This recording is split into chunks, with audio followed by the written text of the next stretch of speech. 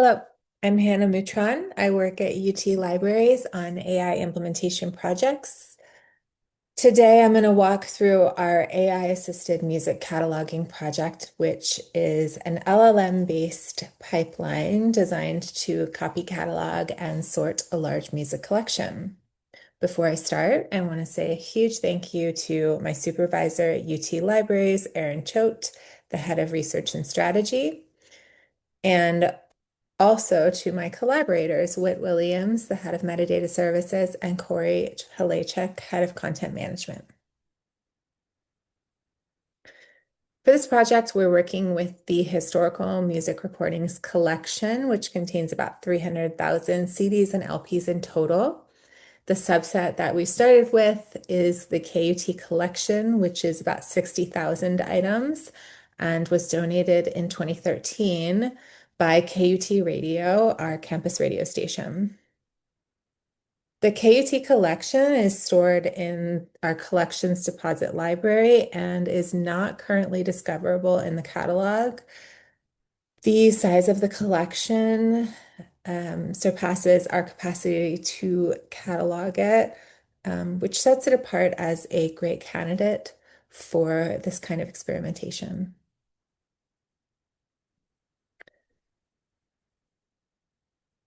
Before we get into the workflow, I just wanted to say that I think a big lesson in this has been that while LLMs are very useful tools for this kind of work, um, they are great at interpreting fuzzy or unclear text. They're great at categorizing snippets. Um, they, however, they still do get things wrong, and so they're not in and of themselves the best solutions. In order to account for their weaknesses and also to take advantage of their strengths, it's best to have this kind of intentionally designed workflow. So a brief overview of our workflow. It starts with physical processing, the labeling and scanning.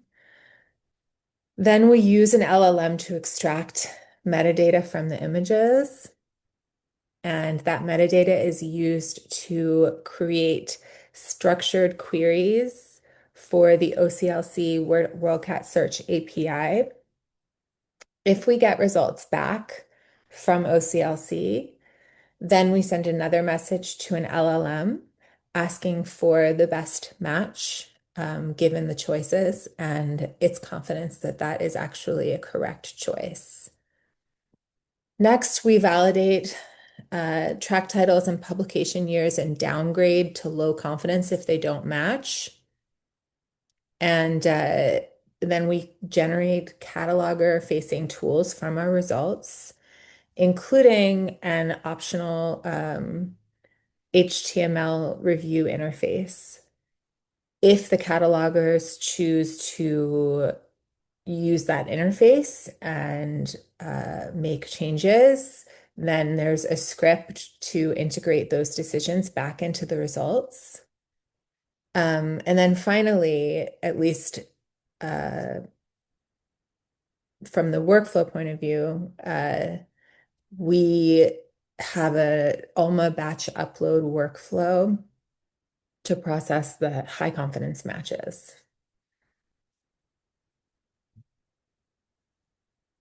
So to begin, we take images of our CDs or LPs. The important things are that the image quality and the information density on the images is very important and makes a big difference in the quality of the metadata that we can extract. But larger images do cost more to process and take longer. Um, so doing small things like controlling for glare can make a big difference, and also choosing what parts of the object to take images of strategically. We also use the barcodes. We put a barcode on before scanning, and then we actually use those barcodes as a unique identifier across the workflow. And we use them to create barcode pairs.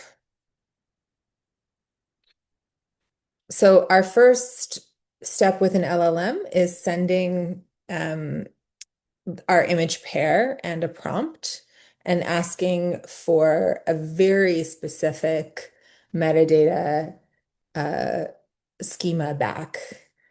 We do give option for the LLM to say that a piece of information that we've requested is not visible, which is helpful in curtailing hallucination. Um, and in a small step after this, we also post-process some fields. Um, for example, and this is specific to this collection, but we filter to standalone 4-digit years as the radio station frequently wrote ingest dates on the outside of the discs, which were not necessarily the same as the year of publication.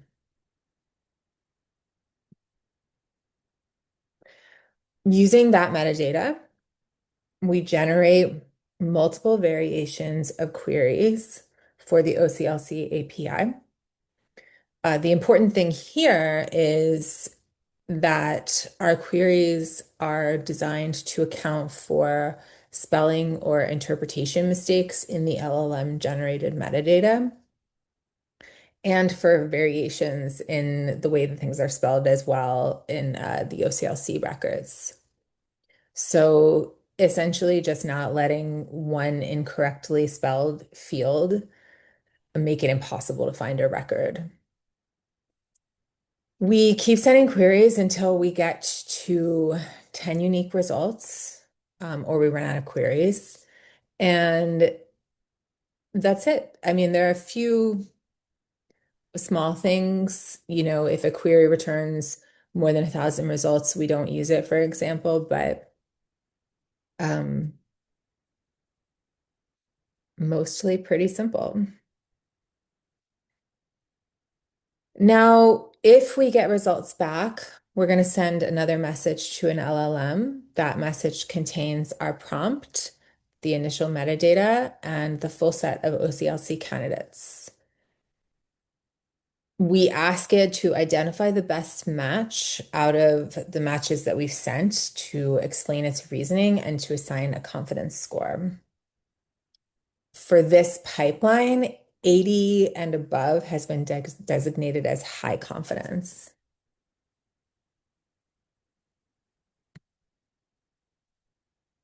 After the second message to the LLM, we're done with the AI part of the workflow. Now we run some automated checks to catch cases where the LLM has made a mistake. Um, and we're checking for the similarity of the track titles between the AI generated metadata and the chosen OCLC result, and also the pub years. If there's a significant discrepancy, we automatically drop that confidence score down to below 80 so that it won't be included in the batch upload file. This does prevent mismatches, but it is possible to be too conservative with what we allow through. The great thing about working with large language models is that you can be a little more flexible. So, for example, for a while, I was testing with doing the same thing, a validation check on the publisher names, but there was so much variety in the way that people write publisher names or um, imprint names that it was keeping way too many results low confidence that were actually fine. Um, so it's important, again, to have balance. At the end of the workflow, we produce a bunch of artifacts. A lot of them are for documentation and for creating a way for us to go back and check over the work and edit the workflow. But there are also a number of tools that are specifically for catalogers, including a sorting spreadsheet that's for sorting the physical items into different groups based on the results of the workflow, a batch upload file, low confidence review files, HTML review pages, and a decisions history spreadsheet. Before I get into the numbers that we're seeing in our testing, I wanted to talk about how I'm thinking about our results. There are sort of two factors. There's whether or not it's a high confidence match, which changes how it's categorized in our workflow. And then there's whether or not it's in fact actually correct, the number that's been chosen, the OCLC number. So, of course, high confidence matches that are correct, we want the most of those that we can get. And high confidence incorrect, complete inverse, we want none of those. We want them to be as near to zero as possible. And then there's in low confidence, we do want to keep it low, but low confidence correct matches, we're going to get some of those because sometimes it's a little bit ambiguous whether or not it's the correct match. And for low confidence matches that are also like the workflow is correct, it's not a high confidence match. We just need to have as many of those as is necessary. So that could be where there's not a strong match. That could be items where they really do need original cataloging. Um, or it could mean that we need to revise OCLC querying strategies so that we're getting better options. So the results have been very good. There are a lot of levers that we can pull to improve our results. There are the prompts, of course, the queries that we send to OCLC, the validation and formatting steps, and also the models. And the AI models are an important factor. We test different models. Um, and you can see here that we do get different results with them. At this point, this is after a lot of optimization and working on this, our high confidence incorrect numbers that we're getting are pretty low. They're typically under 1%. And our successful matches, so I would say correctly high confidence or correctly low confidence, um, are typically pretty high. We are still working on the LP testing a little bit, so I'm expecting that we'll be able to get that number up a little bit.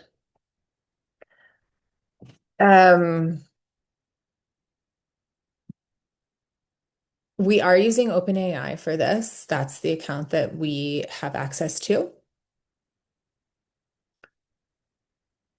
Using OpenAI and using batch processing, it's typically running us about $5 to do 500, 500 of these items. An important thing about that is kind of controlling the size of the images that we're sending because that is a lot of the cost. And maintaining and adding to a trustworthy data set so that you can check against ground truth quickly and keep testing new models as they come out.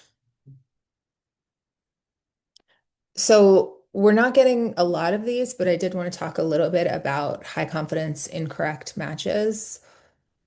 Everyone is going to have different ideas about these. What we want is acceptably close matches, and to keep this number low. Um, but, this is an example here. This Kevin McKendry, Hammers and Strings. Uh, it's the same title in this record on, the right. You can see it over here. Same title, same artist, and actually the same song titles, but in a different order. So for us, we've decided that that is acceptable enough. Um, this is included as a high confidence incorrect in our analysis, though. And I think the way that we can try to account for these when they do happen is by being transparent about the process used to create our records, and also by providing a mechanism for users to point out errors. Obviously, tolerance for errors is going to vary. So some institutions might want to check every single record. Others might only want to check high confidence records. Others might only want to check low confidence. Um, and either way, you need a way to kind of run quickly through your results and um, evaluate them. So that's where this review interface comes in. This HTML is created during this process for the results that we've gotten while we've run this. It is served locally. So part of the process is copying the images to the results folder, and then you do have to have the results folder actually on your computer downloaded. Um, and then you can see uh, this interface, and it's got the images on the left-hand side of the page and the uh, chosen record from OCLC, that information on the right, and then the confidence. And we also have over here on the left, you can see we also have a box underneath each item where cataloger can make a decision, whether they approve or reject or choose to write in a different OCLC number or mark it for further review. When they're done, they can export all their decisions as a CSV file and process it via a separate integration script. Uh, Also, during that step, if you run the step to create this HTML interface, it also creates a decisions tracking spreadsheet, which you can see over here on the right. The decisions tracking spreadsheet is necessary because once you have changes being made to the data for auditing purposes, you need to be able to keep track of that. And it also, the integration script also applies those decisions when you run it through. It applies all those decisions to the different cataloger tools. So the sorting spreadsheet, the Alma batch upload file, for example, if you downgrade something to low confidence, it will no longer be on that batch upload file. And this also, I should say that we are treating the cataloger decisions as absolutely correct.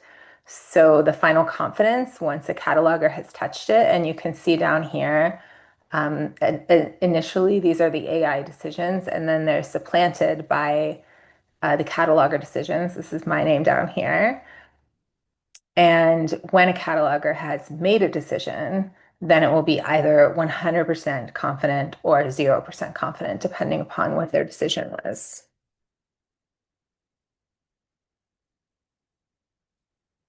Okay, Alma integration. So at this point, um, outside of, doing original cataloging, uh, we need to take the records that we're now sure are correct, um, and import those copy cataloged records into Alma. So our Alma integration script fetches structured data from OCLC in JSON format, converts it to mark XML, and then uses that mark XML to create a bibliographic record via the Alma Bibs API.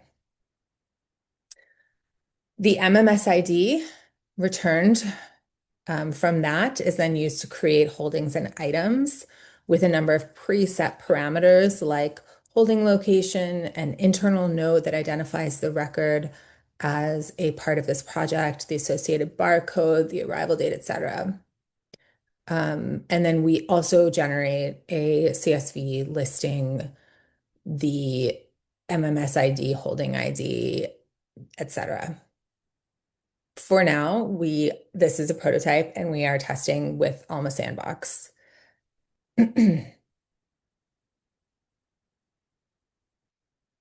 So, big picture, the takeaways that I've had from working on this project are, that it can be very feasible and impractical to process a collection like this. Um, and that in kind of the best way, in this music collection, I do believe that it's going to be able to um, surface the unique items that we really do want to take the time to catalog, and that um, without this kind of um, help from the LLM assisted cataloging, we wouldn't be able we wouldn't know are there. Um, so I think it's been very successful in that, in showing that is possible. Um, a real strength of the workflow and something that I think is necessary in order for it to be this effective is that everything is tailored to this collection. The workflow itself, the validation steps, the queries, the prompts is all specific for this collection. And I think, there are a lot of other really strong candidates for LLM assisted workflows, including translation, alt text generation, OCR cleanup, and large scale description, all of which we're seeing pop up in projects. Um, so that's it. My email is below. Feel free to contact me with any questions or ideas. The full code base is available on UT Library's GitHub for reuse. And I thank you so much for watching, and thank you to CNI for giving me a space to share this work.